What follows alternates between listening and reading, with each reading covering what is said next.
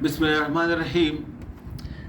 I am Dr. Mohibullah Wazir, and the topic is the brachialis and coracobrachialis muscle. Now, the anatomy look, this is the biceps muscle. Look, this is the short head of the biceps.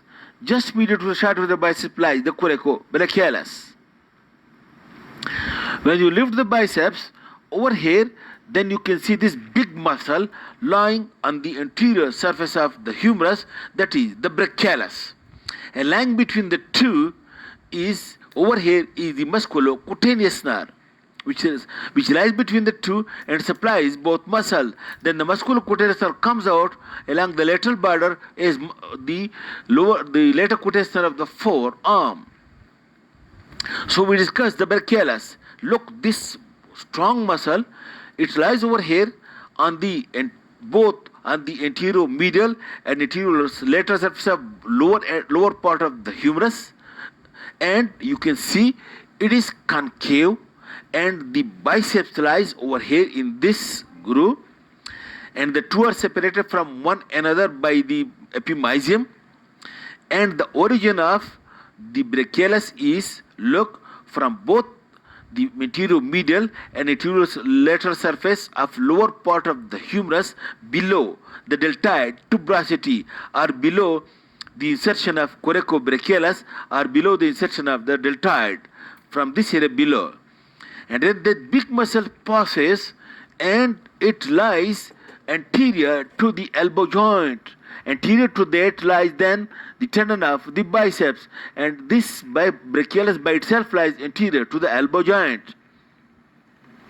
And note the point, then the tendon of the bicep brachialis, it passes anterior to the elbow joint, and it is being inserted, look, into this coronoid process of ulna, and to this the ulnar tuberosity. Note the point.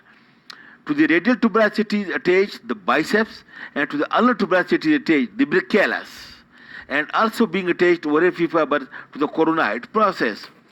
I have already told that both the biceps and brachialis are supplied by musculocutaneous, and its action is very clear because it lies anterior to the elbow, so it is again a flexor of the elbow joint.